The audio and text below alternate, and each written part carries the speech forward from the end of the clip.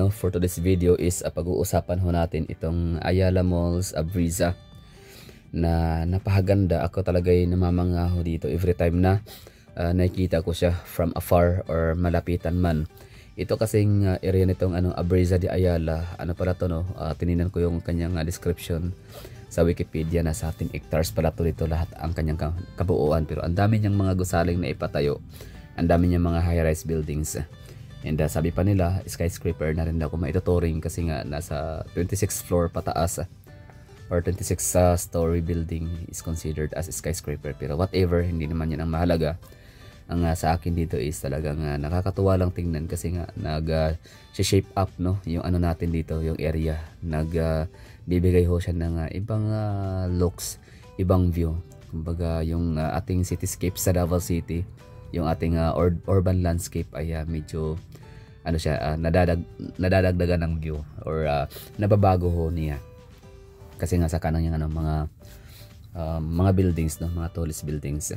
And yun na nga, north, south, east, mapa west o kahit saang direction ka man ng Davao City situated, located, nasa Samar Island ka man, nasa Shrine Hills Matina ka man, nasa Maa, Magtuod, ikaw man ay nasa northern part of Mindanao, Davao City, nasa southern part of Davao City ka man, talagang makikita mo talaga itong mga towering buildings nitong si Ayala Abriza dito sa JP Laurel, Davao City. And napag-alaman ko na pinakauna pala dito sa Davao City ang ang Ayala Malls or Ayala Land. Sila pala, Davao City pala ang pinakaunang nilagyan nila ng kanilang township or mixed-use development center. And meron naman siguro pangalawa naman siguro yung sa CDO. Meron yung yung Centrio. And di ko alam kung meron pa bang iba next sa CDO. Meron yata sa Zamboanga, meron ba sa Jensan, Iligan, Butuan City. Kasi yung mga nabanggit ko na yun ng mga lugar ay mga highly urbanized city, di ba? Mga highly urbanized city means mga hindi basta-bastang syudad. Anyway, so yun na nga, bali ako lang napapamangha gaya nito. For example, nagising ako, no, sa pagising ko dito, syempre ang hilig-hilig ko talaga nga dumunga sa bintana. So nakikita ko tong area na to dito, itong Ion Tower, mga Insperia. Although di ko alam kung kung siya ba ay parte ng Ayala Business District dito sa Davao City. 10 hectares itong si Centrio, itong si Insperia and Ion Tower, pero parang hindi yata kasi si Ayala Mall or Ayala Land or Ayala Business Districts or Mixed Use Center dito sa sa JP Laurel na 10 hectares ay nagsimula lang sila ng 2011, tama ba? Samantalang itong si Ion Tower, pagkakaalala ko dito is nagsimula ho siya ng mga groundbreaking yata 2007 or 2008, so mga ganang panahon.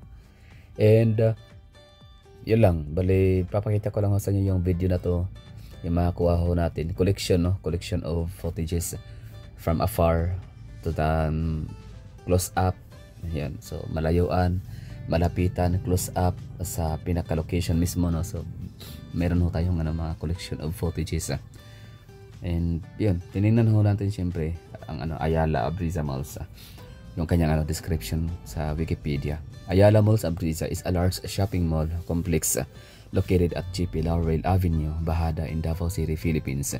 It is the first Ayala shopping center located in Mindanao. It opened on May 12, 2011.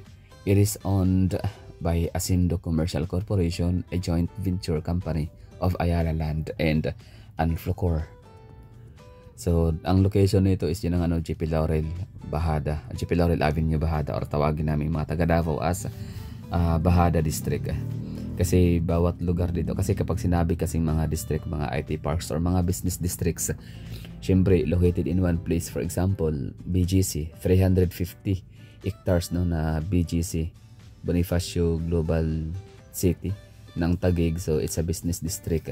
Meron ding Cebu CBD, Cebu Business District, no, by Ayala ulit. Meron ding IT Park. So yung mga IT Park mostly sa Pilipinas ay located talaga siya in one place lang, no, parang siksikan.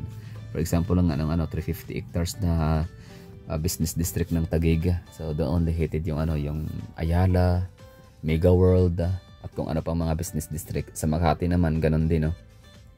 Ay, tama ba sa Makati? Parang Ayala lang yata. Basta sa Davao City, ang aming mga IT parks and business parks ay hiwa-hiwalay. Kasi ano ba ang purpose ng pagiging ano pa ba ang use? What's the meaning? What's the purpose of the largest city in the Philippines in terms of land area? Anong bang gamit, no? Anong saysay ng aming napakalawak na land area sa Davao City kung magsisiksikan, magko-concentrate in one place itong mga business districts and IT parks. So syempre, kanya-kanya silang kuha ng mga lote, di ba? So for example, meron kaming IT park sa May Matina, meron kaming centralized na Davao Global Township sa May Matina pa rin, no? That's 22 or 23 hectares. Meron kaming Ashwila Cove, 22 hectares or 21 hectares din yun. Malaki din yun, no? So that's business district, mixed use development, township, mga ganun, no? Tapos meron kaming 17 hectares ng Cebu Landmaster na LPO sa may harap ng Davao Airport. Meron din kaming business district sa may Bahada, yung Price Business District, di ba? Meron kaming Damosa IT Park, meron kaming Lanang Business District. Basta marami, binilang ko dito yung mga business districts in IT parks, nasa 16 located in 16 places, no. So, meron kaming dito location, 16 locations doon may kita ang mga IT parks in mga business districts. And isa na to si JP Laurel Avenue, or sabihin natin Bahada District. Kaya namin sinabing Lanang District, Bahada District, Matina District, mga ganun, di ba?